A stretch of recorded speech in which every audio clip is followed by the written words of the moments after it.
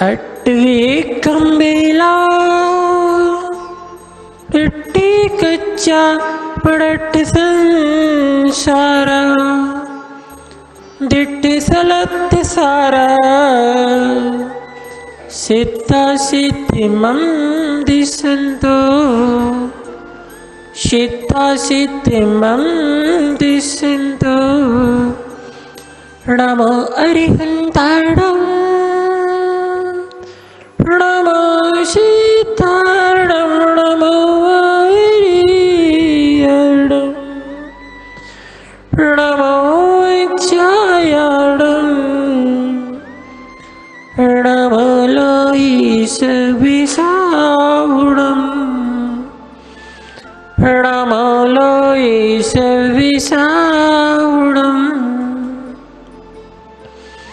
श्रीमत्परं गम्भीर शादिवादमङ्गलाञ्छनं जियात्रैलोक्यनाथस्य शासनं जिनशासनं शासनं जिनशासनं। बोलिए अनंतनी सिद्ध परमेष्ठी भगवान की। देवादिदेव एकजट अष्टम तीर्थंकर श्री चंद्रप्रभु भगवान की। देवादिदेव एकजट मूलनायक श्री शीतलनाथ भगवान की। देवादिदेव एकजट वर्तमान समय एक महावीर स्वामी भगवान के। परम पूज आचार्य भगवान श्री कुंद कुंद स्वामी जी महामनिराज के। परम पूज आचार्य भगवान गुरु शिवराज सागर जी महाराज के। परम पूज आचार्य भगवान गुरु शिवनेश सागर जी महाराज के। अहिंसा में विश्व जैन धर्म के। तो यहाँ पर आप सबका परम सौभाग्य है कि हम ऐसे विपरीत काल में जन्म पाकर जहाँ जीव निरंतर पाप में पुरुषार्थ में लगा हुआ है, निरंतर कर्म में पाप आश्रव कर्म का कर रहा है, ऐसे क्षणों में हम जिनेंद्र भगवान की शरण में बैठ करके उनकी आराधना उनके देशना को श्रवण करते हुए अपने जीवन को धन्य बना रहे हैं। हमारे समक्ष राजर्षि अमोघ वर्ष मुनिराज कृत प्रश्नोत्तर रत्नमालिका नामक ग्रंथ विराजमान है। भव्य निकट भव्य प्राणी के द्वारा जिज्ञासा की जा रही है, भगवान कहाँ वेरी, अर्थात इस जीव का सबसे बड़ा दुश्मन क्या है, सबसे बड़ा दुश्मन क्या है। तो आचार्य राजर्षि अमोघ वर्ष मुनिराज उस भव्य प्राणी के लिए बहुत ही संक्षेप में और मार्मिक शब्दों में उसको उस जिज्ञासा का समाधान करते हैं। ननु अनुद्योग्या, अर्थात किसी प्रकार का पुरुषार्थ उद्योग न करना है इस जीव का सबसे बड़ा शत्रु है। अर्थात आत्मा के हित के लिए पुरुषार्थ ही नहीं करना इस जीव का सबसे बड़ा शत्रु है। 4 प्रकार के पुरुषार्थ हुआ करते हैं, धर्म, अर्थ, काम और मोक्ष। और धर्म पुरुषार्थ जो है मुख्य हुआ करता है। ऐसे धर्म पुरुषार्थ को नहीं करना, अच्छे कार्य के लिए उत्साह का नहीं होना, आत्मकल्याण की हेतु उत्साह का नहीं होना, अर्थात प्रमाद आलस्य का होना। जहां जहाँ प्रमाद होता है वहाँ नियम से कर्म का आश्रय बंद हुआ करता है। आचार्य भगवान उमा स्वामी तत्तार सूत 7वें अध्याय में 13 नंबर के सूत में उन्होंने लिखते हैं, प्रमद योगात प्राण विप्रोपणम हिंसा, अर्थात जहाँ प्रमाद की योग से आयत्नाचार पूर्वक जो प्रवृत्ति होती है मन वचन काय की, वहां नियम से हिंसा का दोष लगता है। अर्थात वहां नियम से हिंसा हुआ करती है।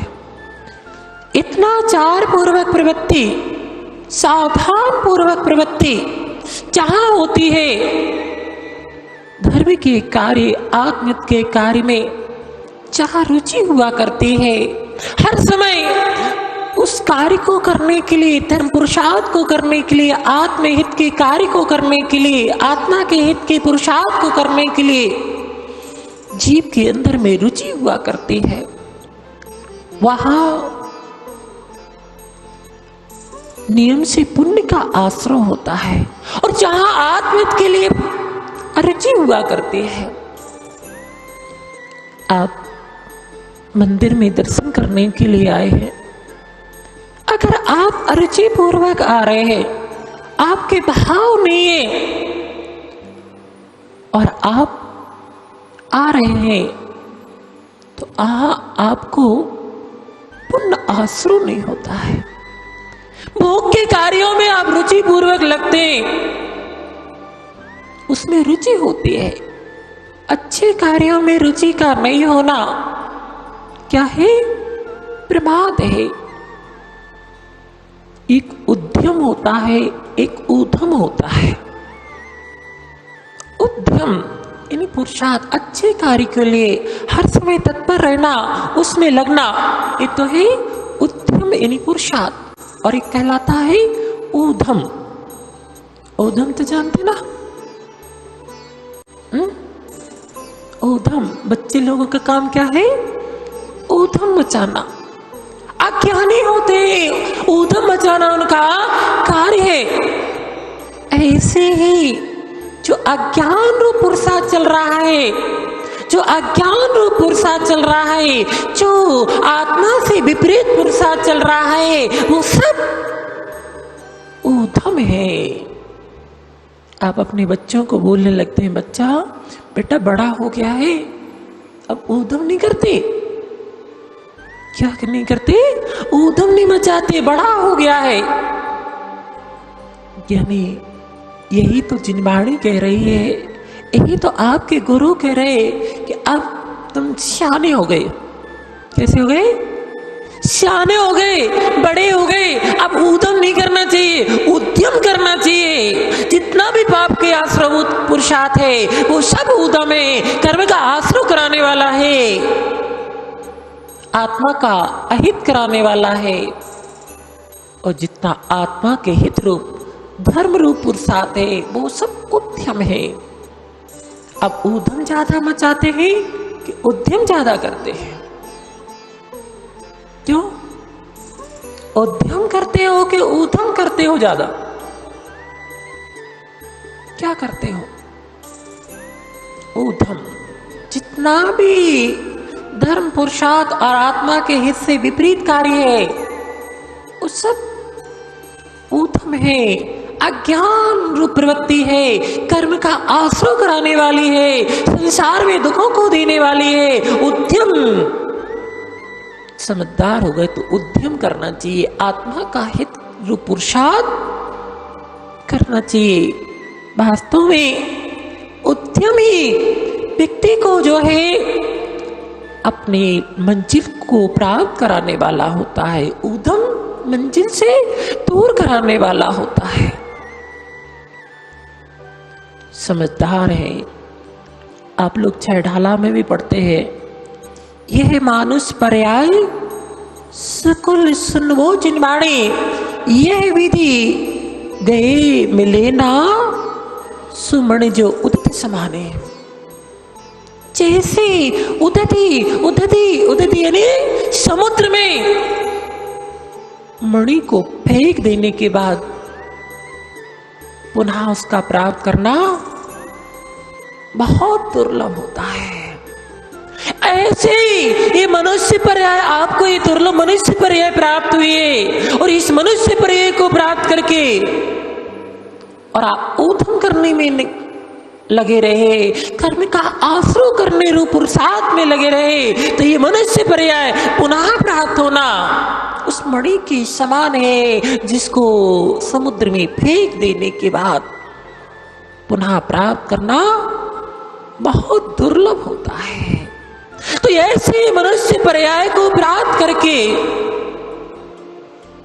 उसका उद्यम करके आत्मा का हित रूप पुरुषार्थ कर लेना चाहिए।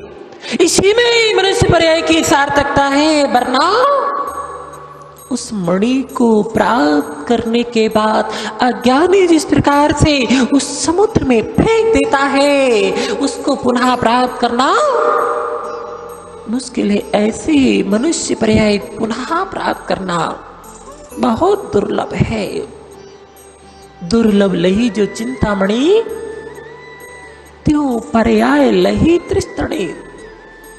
ये मनुष्य पर्याय आसानी से प्राप्त नहीं हो जाते हैं, बहुत दुर्लभता से प्राप्त होती है। ये चिंतामणि रत्न देखा है, देखा है, नाम सुना होगा। चिंतामणि रत्न चिंतित वस्तु को देने वाले होते हैं। जिसके पास चिंतामणि रत्न आ जाए, यानी उसको फिर कोई पुरुषार्थ करने की आवश्यकता नहीं है। उसको चिंतामणि रत्न के माध्यम से सब प्राप्त हो जाया करता है। उसको फिर कुछ पुरुषार्थ करने की आवश्यकता नहीं होती है। उसको पाना बहुत दुर्लभ है। इसी प्रकार से निगूढ़ से थावर, ये निगूढ़ में सबसे ज्यादा जीव समय निकालता है।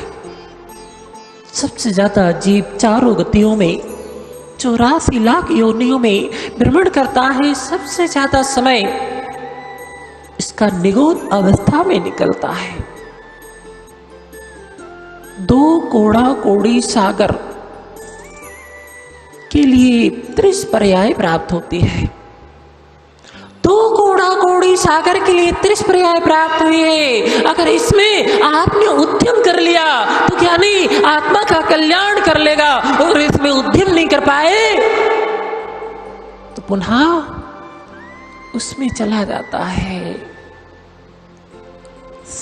अंतर मुहूर्त से लेकर के 2.5 पुत्कल अढ़ाई जो 5 परावर्तन, 2.5 परिवर्तन तक जो है ये जीव इस निगूढ़ अवस्था में रह सकता है। पुद्गल परावर्तन काल तो इतना विशाल होता है कि हमारे पास उसका कोई परिमाण नहीं है। प्रमाण तो है, केवली भगवान गम्य है वो। इसके अलावा पुर्गल परावर्तन का काल भी हम जो है उसका वर्णन नहीं कर सकते, उसका आकलन नहीं कर सकते। हमारी सोच से, हमारे दिमाग से बाहर है। और अगर इस जीव ने इस मनुष्य पर्याय को प्राप्त किया है और मनुष्य पर्याय को प्राप्त करने के बाद आत्मा के हित रूप उद्यम नहीं करेगा, ऐसे ही विषय भोगों में लगा रहा, ऐसे ही विपरीत पुरुषार्थ करने में लगा रहा, तो ज्ञानी ये पुनः अगर ये निगूढ़ पर्याय प्राप्त हो गई तो चला गया इतने लंबे समय के निगूढ़। एक बार आप सांस लेते हैं, कितनी बार? एक बार आप सांस लेते हैं, एक सांस में 38 बार, 18 बार जन्म और 18 बार मरण ये जीव कर लेता है। जो जन्म और मरण के दुख यहाँ इस जीव को प्राप्त हो रहे, वहां आपके एक सांस के 18वें हिस्से में, कितने हिस्से में? 18वें हिस्से में वह जीव जो है जन्म और मरण कर लेता है। 36,650 कितने बार ये जीव निरंतर लब्ध पर्याप्त अवस्था को प्राप्त करे। किसको? लब्ध पर्याप्त अवस्था को प्राप्त करे तो एक इंद्रिय से लेकर के 5 इंद्रिय संगी तक अर्थात मनुष्य आदि पर्याय तक जो है इतनी बार वो है निरंतर एक अंतर मुहूर्त में। किसमें? अंतर मुहूर्त में इतनी बार जन्म और इतनी बार मरण कर लेता है। 36,000 और 366 शायद 36,000 क्यों दादाजी आपको याद है? 36,366 है शायद, थोड़ा सा और क्लियर कर देंगे। इतनी बार एक इंद्रिय से लेकर के निरंतर उसके एक इंद्रिय के 11 भेद किए गए, फिर 2 इंद्रिय में, फिर 3 इंद्रिय में, फिर 4 इंद्रिय में, फिर पंच इंद्रिय संगी में, फिर पंच इंद्रिय संगी में और पंच इंद्रिय संगी के स्त्री मनुष्य और सम्मोक्षण मनुष्य, इनमें जन्म निरंतर लेता रहता है। इतनी बार अंतर मुहूर्त में ये जीव जन्म और मरण कर लेता। ऐसी अवस्थाओं को इसने अज्ञानता के कारण, विपरीत पुरुषार्थ के कारण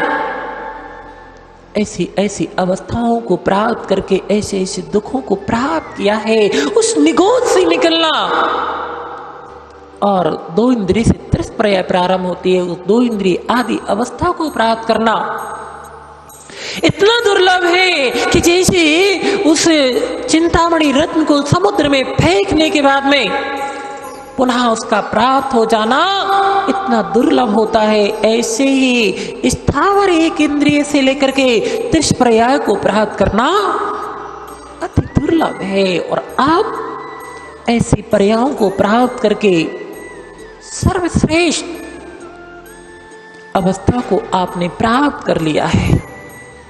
ऐसी अवस्था को आपने प्राप्त कर लिया है। ऐसे आप चौराहे पर ऐसी स्थिति में बैठे हुए हैं कि अगर आप पुरुषार्थ कर लें, आत्मा के हित रूप पुरुषार्थ कर लें, तो आप जो है आत्मा का हित करके इन सारे दुखों से बच सकते हैं। और उद्यम करने में लगे रहे, उद्यम नहीं कर पाए तो पुनः ऐसी अवस्था को भी पुनः प्राप्त कर सकते हैं। बड़े मुश्किल, बड़े पुण्य से मनुष्य पर्याय प्राप्त होती है। अष्टपाहुड़ जी में तो आचार्य गुणकुंद स्वामी ने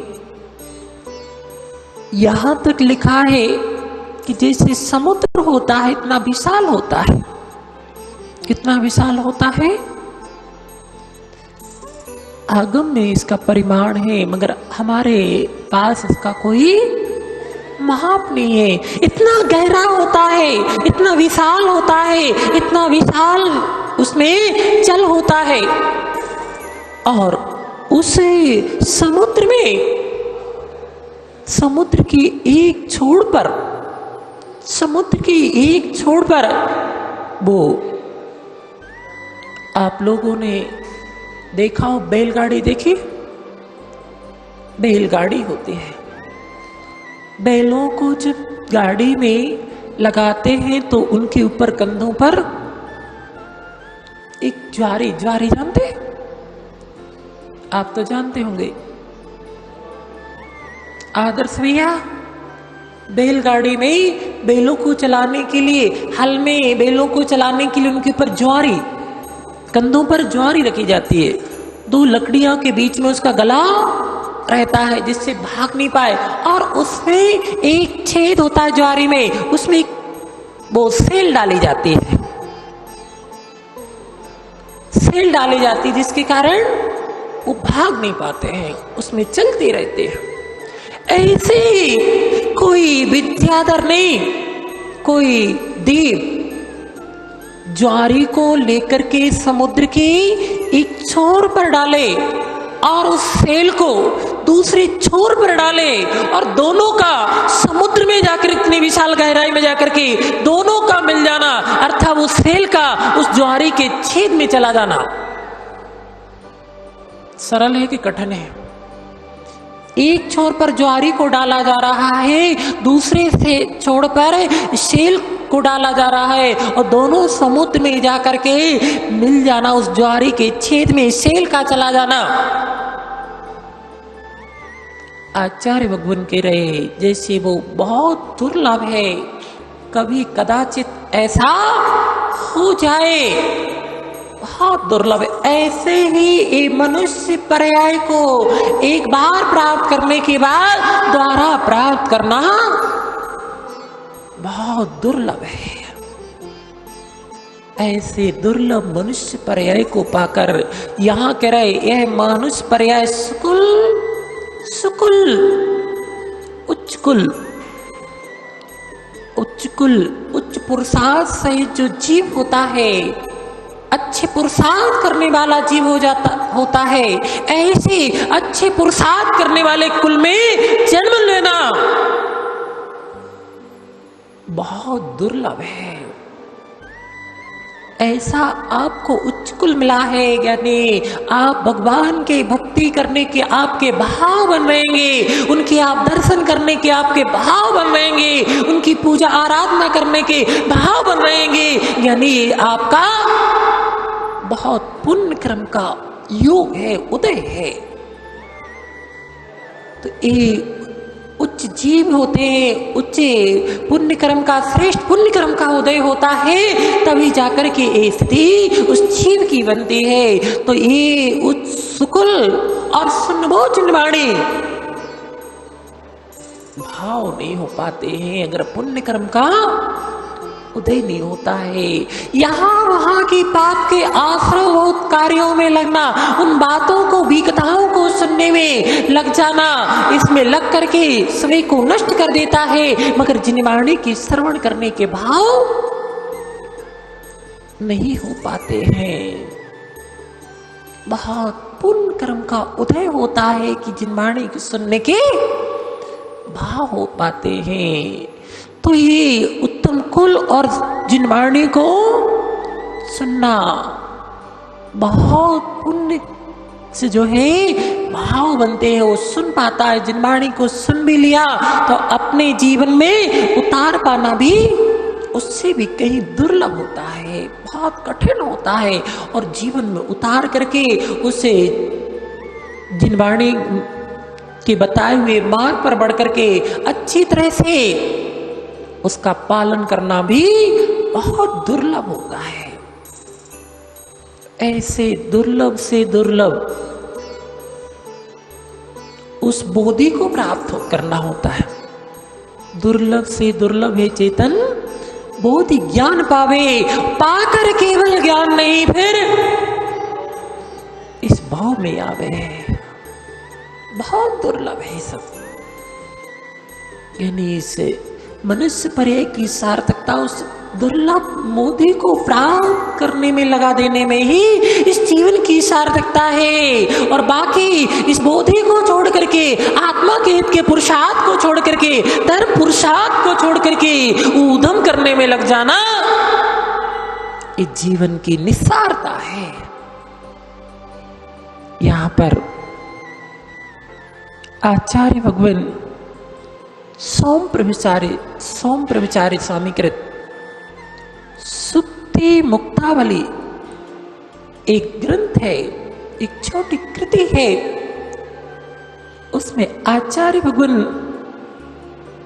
यहां लिख रहे हैं कि धर्म से मनुष्य पर्याय का सदुपयोग है। जितना जीवन आपका धर्म पुरुषार्थ में लगा हुआ है, जितना जीवन समय आपका आत्मित के पुरुषार्थ में लग रहा है, वही वास्तव में आपके जीवन के उपयोगी क्षण, बाकी तो व्यर्थ जा रहे हैं। सबसे ज्यादा भी कथाओं में, राग देश संक्लेश परिणामों में, आत्रोध ध्यानों में इस जीव का समय निकलता है। आत्रोध ध्यानों में, आर्त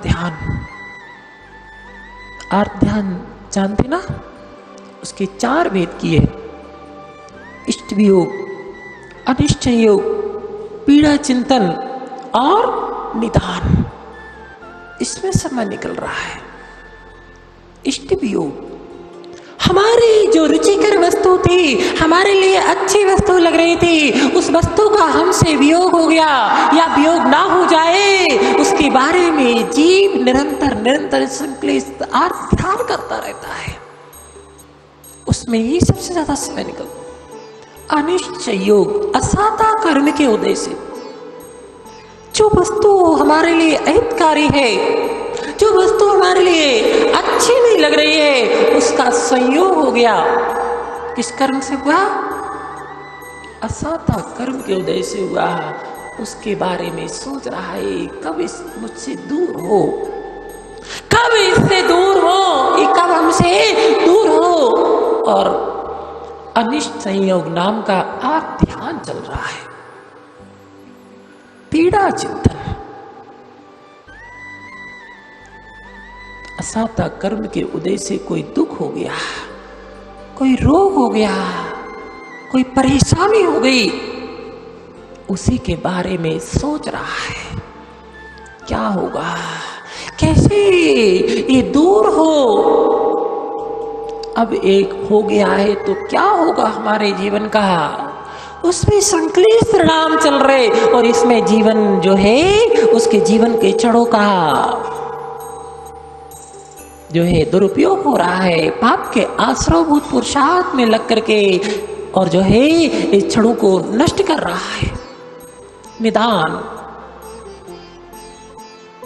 जो सांसारिक भोग सामग्री है, देखा उसकी प्राप्ति की भाव ये हो जाए।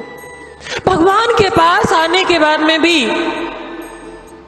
भगवान आपकी पूजा आराधना करते हैं, हम दर्शन करते हैं, तो हमारे पुण्य से हमारे लिए ये प्राप्त हो जाए। ये क्या चल रहा है? निदान चल रहा है। मांगने से नहीं मिलता है। बिन मांगे मोती मिले, मांगे मिले ना भी। यहां तो आने से आपको अगर निकांक्षित भाव से आप भगवान की आराधना कर रहे हैं, पुण्य का अर्जन हो रहा है, तो बिन मांगे सब कुछ मिलता है। मगर यहाँ पर आकर के मांगने लग जाए, मांगने से नहीं मिलता है। अगर सत्ता में पुण्य है तो ही मिलेगा, और पुण्य नहीं है तो मिलने वाला नहीं है। भीतराग भगवान है, कुछ देते लेते नहीं है, फिर भी मांगते हैं। मगर पुण्य बढ़ाओ, पुण्य बढ़ेगा। पुण्य के उदय से सब कुछ बिन मांगे आपको प्राप्त होगा। बिन मांगे मोती मिले, कभी नहीं मांगना। क्या? कभी नहीं मांगना। हाँ, मांगना हो तो उस वस्तु को मांगना जिसको हमने अभी तक नहीं प्राप्त किया है। ये जो हमारी आत्मा का हित करना वाला है।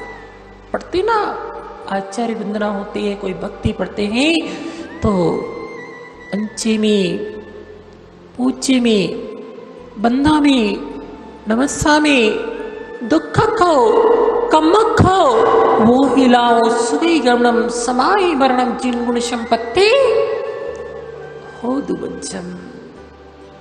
कौन सी संपत्ति? जिन गुण संपत्ति। वो जिनेंद्र भगवान के पास है। वो कहना, भगवान दे दो हमें, वही संपत्ति दे दो। कौन सी दे दो?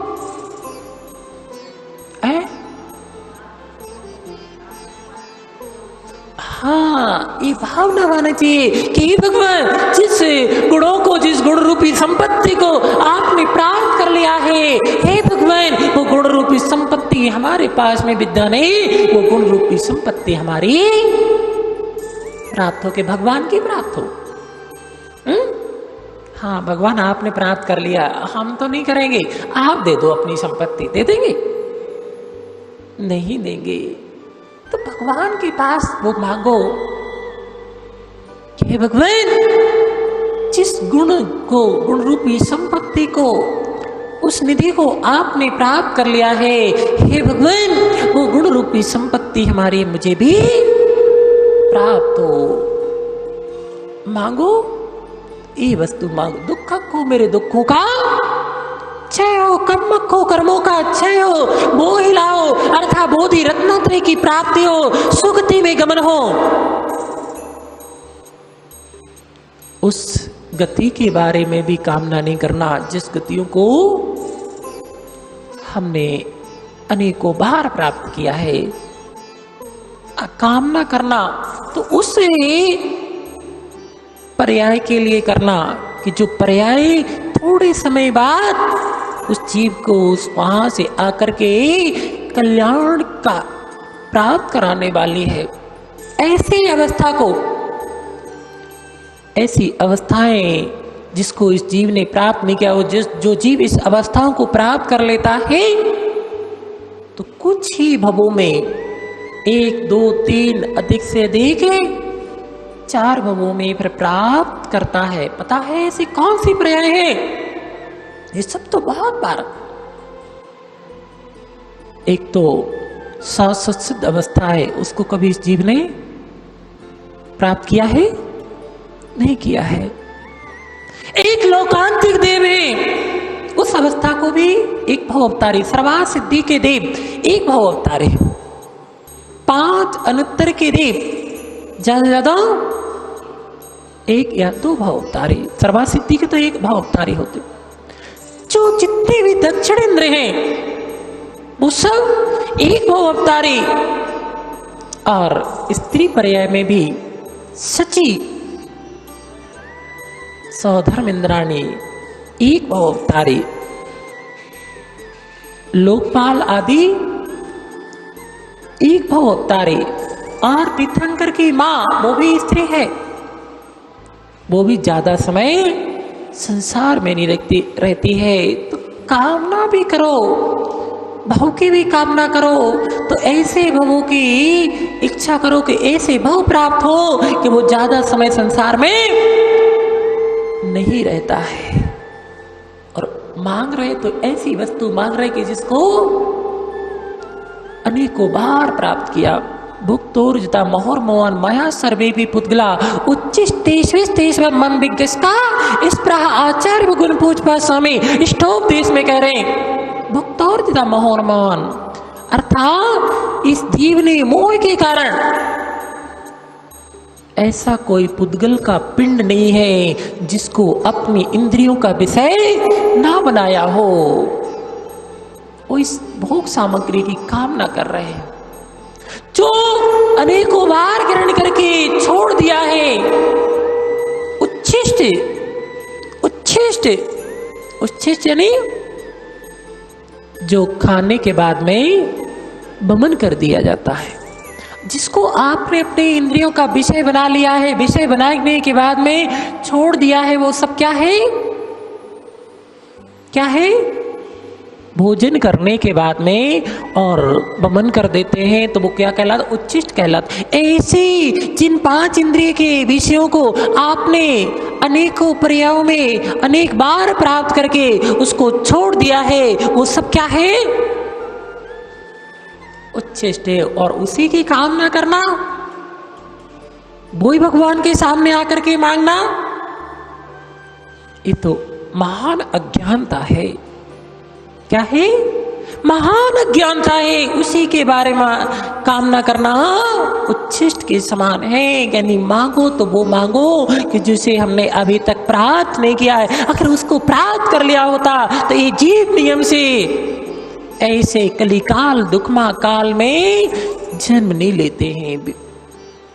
वो जीव तो अगर है तो अच्छी अवस्थाओं को प्राप्त किए हुए सुख से जीवन यापन कर रहेंगे। वो कभी ऐसी अवस्थाओं को प्राप्त नहीं करते। तो मांगो, तो अगर मांगने की भावना, वैसे तो मैं कहता हूँ मांगना नहीं चाहिए, क्योंकि मांगने से नहीं मिलता है। हमारे जिन दर्शन की विशेषता है कि आप पुरुषार्थ करो, पुरुषार्थ करोगे और पुरुषार्थ करने से पुण्य की वृद्धि होगी, और पुण्य की वृद्धि होगी तो सब कुछ आपको 100 में ही प्राप्त हो जाएगा। फिर भी आदत बनी हुई है। एक आप लोग वो भजन बोलते, मांगने की आदत मेरी जाती नहीं तेरे सामने बाबा लाज, ऐसी बोलते ना। अरे मांगने की आदत है तो ऐसी वस्तु मांगो, ऐसी वस्तु मांगो कि जिसे आपने अभी तक प्राप्त नहीं किया है।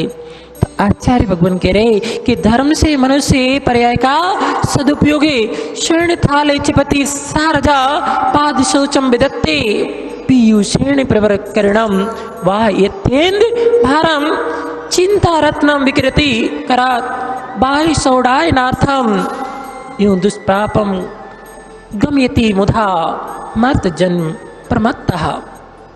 जो प्रमादी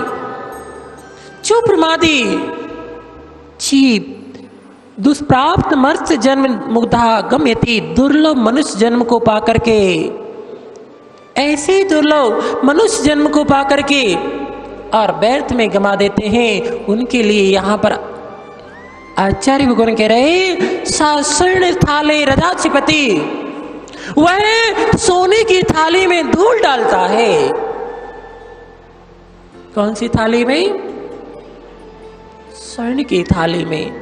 माना कि आपको स्वर्ण थाल प्राप्त है, होंगे आप लोग तो। सोने की थालियां है नहीं है? किसी के घर में सोने की थालियां नहीं है? एक आध थाली तो है, नहीं है? माना कि आपको स्वर्ण का थाल प्राप्त हो गया है, ऐसे स्वर्ण थाल को प्राप्त करके आप उसका क्या उपयोग करेंगे? तिजोरी में रखे रहेंगे? अरे क्या करोगे? माना कि आपके पास स्वर्ण थाल प्राप्त हो गया है, जेवर बनवा के, ओहो हो, हम तो स्वर्ण थाल की बात कर रहे हैं। आपके पास स्वर्ण का थाल है तो उस स्वर्ण थाल का क्या करोगे? ओहो, तो निकाल दो फिर। हमने अभी एक दिन बोला भी था कि देखो 3 लोग के नाथ आप स्टील है, कुधातु है, 3 लोग के नाथ हैं। 3 लोग के नाथ को सौधर्मेंद्र कहाँ विराजमान करता है? जब केवल ज्ञान हो जाता है उस विशाल समोसरण की रचना करता है। उस समोसरण की रचना कभी पढ़ने ला, ऐसे समोसरण में भगवान को विराजमान करता है। ये भगवान के समोसरण है वो पांडुक शिला, जिसपे भगवान का अभिषेक किया जाता है। वो पांडुक शिला किसकी होती है? रत्नमय होती है, स्वर्णमय होती है, रजतमय होती है। उस पर भगवान का अभिषेक करता है कौन? सौधर्मेंद्र। ऐसे स्वर्णमय, रजतमय, रत्नमय शिला पर भगवान को विराजमान करके अभिषेक किया जाता है। एक कुधातु है स्टील। क्या है? कुधातु है। टूट जाने के बाद, खराब हो जाने के बाद, पीतल आदि होता है तो वो खराब हो जाए तो उसकी तो कीमत प्राप्त हो जाती, मगर इसकी ऐसी कुधातु पे भगवान का 3 लोक के नाथ का अभिषेक कर रहे। निकाल दो ज्ञानी, यही तो जीवन की सार्थकता है। यही द्रव्य का सदुपयोग है कि ऐसे कार्यों में अपने द्रव्य को लगा देना, उससे ऐसे विशाल पुण्य की प्राप्ति होती है कि उस पुण्य की महिमा को देव भी नहीं गा सकते, उनकी सामर्थ्य नहीं है। ऐसे स्वर्ण थाल को पा करके जीव जो है, या तो उसको स्वर्ण के थाल को भगवान को विराजमान करके उस पर अभिषेक कर ले तो पुण्य का अर्जन कर ले। उस स्वर्ण के थाल को भोजन आदि में अपनी क्षुधा वेदना के लिए भोजन आदि रख करके उसमें भोजन कर ले तो फिर भी चलो, कम से कम फिर भी उसका सदुपयोग कर रहा है। और ऐसे स्वर्ण के थाल को पा करके उसमें क्या कह रहे, धूल भरता है। क्या कर रहा है, धूल भर रहा है। कैसी अज्ञान दशा है। वो स्वर्ण थाल के समान ये जो है आपको ये मनुष्य पर्याय प्राप्त हुई है, जिसके माध्यम से आप चाहो तो पुण्य पुरुषार्थ करके और जो है पुण्य का आश्रय कर सकते हैं। आप चाहो तो इसको तप आदि साधना में व्रतों को धारण करके इसमें लग करके रत्नात्रय निधि को प्राप्त कर सकते हैं। और आप भोगों में लगे हुए हैं कर्म रूपी धूल को, किसको, कर्म रूपी धूल को उसमें भर रहेंगे। वो वैसे ही है जो अज्ञानी स्वर्ण थाल की सोने की कीमत को नहीं जानता है, तो वो जो है उसमें धूल डाल रहा है। ऐसी अज्ञान दशा बनी हुई है कि हम उसमें उसके माध्यम से स्वर्ण जैसी अवस्था, दुर्लभ अवस्था, मनुष्य पर्याय को पा करके कर्म का आश्रय कर रहे। तो क्या कर रहे, ये धूल यानी व्यर्थ की कौन सी सार्थक है इसमें कर्म में, असार्थक वस्तु है, निष्प्रयोजन वस्तु है। आत्मा को दुख देने वाले कर्म जो है निष्प्रयोजन है, उस कर्म का बंद कर रहेंगे। ये सबसे बड़े आश्चर्य की बात है। किसकी बात है, आश्चर्य की बात है। ऐसी श्रेष्ठ अवस्था को पाकर के यानी पुण्य का अर्जन कर लेना चाहिए। ऐसी श्रेष्ठ दुर्लभ अवस्था को पाकर के जिनेंद्र भगवान की आराधना करने के पुरुषार्थ में लगा देना चाहिए। ऐसी श्रेष्ठ अवस्था को पाकर के उस धूल को, आत्मा से जो कर्म रूपी धूल लगी है, उस धूल को नष्ट करने का पुरुषार्थ कर लेना चाहिए। आगे आचार्य भगवान और कुछ संकेत देंगे, कल उसको देखेंगे। आज इतना ही। बोले देवाधिदेव एक जड़ श्री चिंतामणि पार्श्वनाथ भगवान की जय। देवाधिदेव एक जड़ श्री शीतलनाथ भगवान की जय।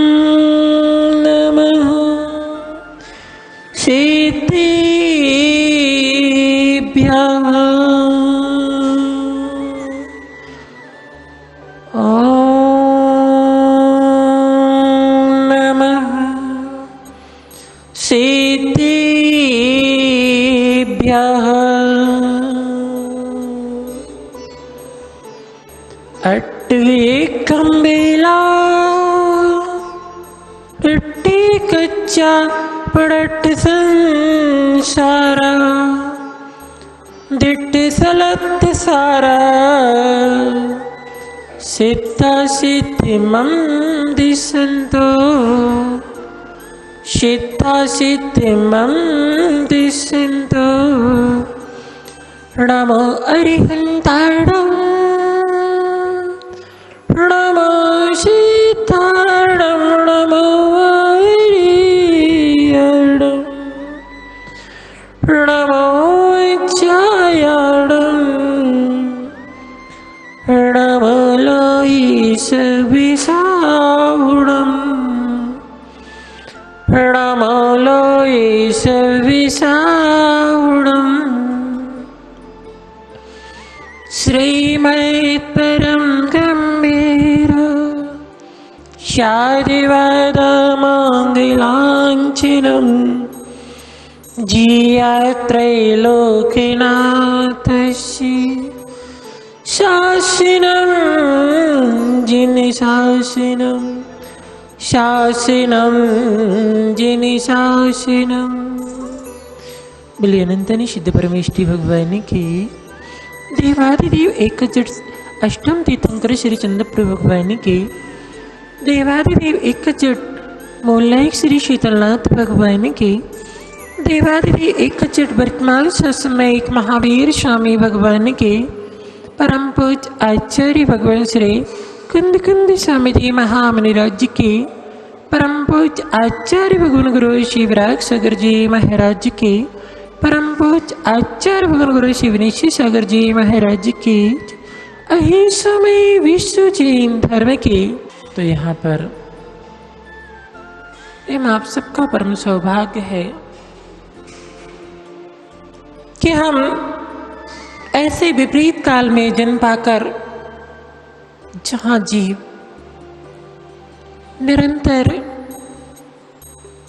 पापमय पुरुषार्थ में लगा हुआ है, निरंतर कर्म में पाप आश्रय कर्म का कर रहा है, ऐसे क्षणों में हम जिनेंद्र भगवान की शरण में बैठ करके उनकी आराधना, उनके देशना को श्रवण करते हुए अपने जीवन को धन्य बना रहे हैं।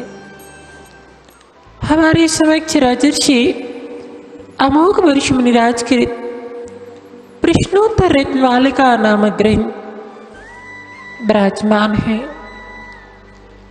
भव्य निकट भव्य प्राणी के द्वारा जिज्ञासा की जा रही है, भगवान कहा वेरी, अर्थात इसे जीव का सबसे बड़ा दुश्मन क्या है, सबसे बड़ा दुश्मन क्या है। तो आचार्य राजर्षि अमुक वर्ष मुनिराज उस भव्य प्राणी के लिए बहुत ही संक्षेप में और मार्मिक शब्दों में उसको उस जिज्ञासा का समाधान करते हैं। ननु अनुद्योग्या, अर्थात किसी प्रकार का पुरुषार्थ उद्योग न करना ही इस जीव का सबसे बड़ा शत्रु है। अर्थात आत्मा के हित के लिए पुरुषार्थ ही नहीं करना इस जीव का सबसे बड़ा शत्रु है। 4 प्रकार के पुरुषार्थ हुआ करते हैं: धर्म, अर्थ, काम और मोक्ष। और धर्म पुरुषार्थ जो है मुख्य हुआ करता है। ऐसे धर्म पुरुषार्थ को नहीं करना, अच्छे कार्य के लिए उत्साह का नहीं होना, आत्मकल्याण की हेतु उत्साह का नहीं होना, अर्थात प्रमाद आलस्य का होना। जहां प्रमाद होता है वहां नियम से कर्म का आश्रय बंद हुआ करता है। आचार्य भगवान उमा स्वामी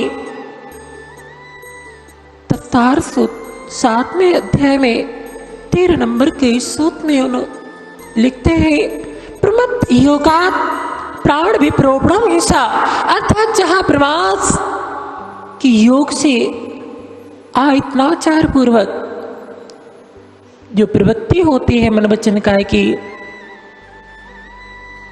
वहां नियम से हिंसा का दोष लगता है। अर्थात वहां नियम से हिंसा हुआ करती है। इतना चार पूर्वक प्रवृत्ति, सावधान पूर्वक प्रवृत्ति जहां होती है, धर्म के कार्य, आत्मत के कार्य में जहां रुचि हुआ करती है, हर समय उस कार्य को करने के लिए, धर्म पुरुषार्थ को करने के लिए, आत्महित के कार्य को करने के लिए, आत्मा के हित के पुरुषार्थ को करने के लिए जीव के अंदर में रुचि हुआ करती है, वहां नियम से पुण्य का आश्रय होता है। और जहां आत्महित के लिए रुचि हुआ करती है, आप मंदिर में दर्शन करने के लिए आए हैं, अगर आप अरुचि पूर्वक आ रहे हैं, आपके भाव नहीं है और आप आ रहे हैं, तो आपको पुण्य आश्रय नहीं होता है। भोग के कार्यों में आप रुचि पूर्वक लगते हैं, उसमें रुचि होती है। अच्छे कार्यों में रुचि का नहीं होना क्या है? प्रमाद है। एक उद्यम होता है, एक ऊधम होता है। उद्यम यानी पुरुषार्थ, अच्छे कार्य के लिए हर समय तत्पर रहना, उसमें लगना, ये तो है उद्यम यानी पुरुषार्थ। और एक कहलाता है ऊधम। ऊधम तो जानते ना? ऊधम बच्चे लोगों का काम क्या है? ऊधम मचाना। अज्ञानी होते हैं, ऊधम मचाना उनका कार्य है। ऐसे ही जो अज्ञान रूप पुरुषार्थ चल रहा है, जो अज्ञान रूप पुरुषार्थ चल रहा है, जो आत्मा से विपरीत पुरुषार्थ चल रहा है, वो सब ऊधम है। आप अपने बच्चों को बोलने लगते हैं, बच्चा बेटा बड़ा हो गया है, अब ऊधम नहीं करते। क्या नहीं करते? ऊधम नहीं मचाते, बड़ा हो गया है। यानी यही तो जिनवाणी कह रही है, यही तो आपके गुरु कह रहे कि अब तुम सियाने हो गए। कैसे हो गए? सियाने हो गए, बड़े हो गए। अब ऊधम नहीं करना चाहिए, उद्यम करना चाहिए। जितना भी पाप के आश्रय पुरुषार्थ है, वो सब ऊधम है, कर्म का आश्रय कराने वाला है, आत्मा का अहित कराने वाला है। और जितना आत्मा के हित रूप, धर्म रूप पुरुषार्थ है, वो सब उद्यम है। अब ऊधम ज्यादा मचाते हैं कि उद्यम ज्यादा करते हैं? क्यों? उद्यम करते हो कि ऊधम करते हो ज्यादा? क्या करते हो? ऊधम। जितना भी धर्म पुरुषार्थ और आत्मा के हित से विपरीत कार्य है, वो सब ऊधम है, अज्ञान रूप प्रवृत्ति है, कर्म का आश्रय कराने वाली है, संसार में दुखों को देने वाली है। उद्यम, समझदार हो गए तो उद्यम करना चाहिए, आत्मा का हित रूप पुरुषार्थ करना चाहिए।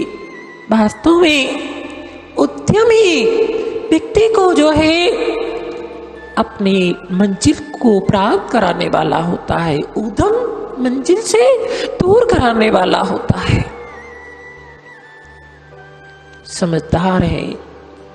आप लोग छायढाला में भी पढ़ते हैं, यह मानुष पर्याय सकुल सुनवो जिनवाणी, यह विधि गए मिले ना सुमण जो उदित समाने।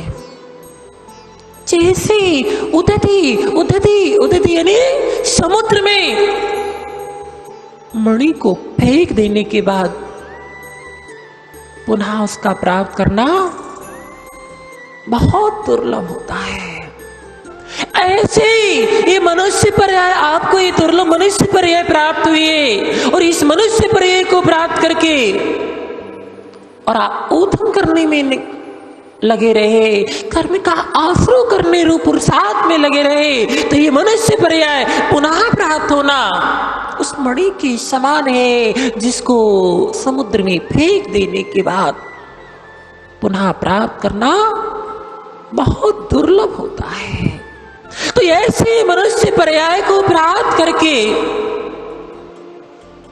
उसका उद्यम करके आत्मा का हित रूप पुरुषार्थ कर लेना चाहिए। इसी में मनुष्य पर्याय की सार्थकता है, वरना उस मणि को प्राप्त करने के बाद अज्ञानी जिस प्रकार से उस समुद्र में फेंक देता है, उसको पुनः प्राप्त करना मुश्किल है। ऐसे ही मनुष्य पर्याय पुनः प्राप्त करना बहुत दुर्लभ है। दुर्लभ लही जो चिंतामणि, त्यों पर्याय लही तृष्णि। ये मनुष्य पर्याय आसानी से प्राप्त नहीं हो जाते हैं, बहुत दुर्लभता से प्राप्त होती है।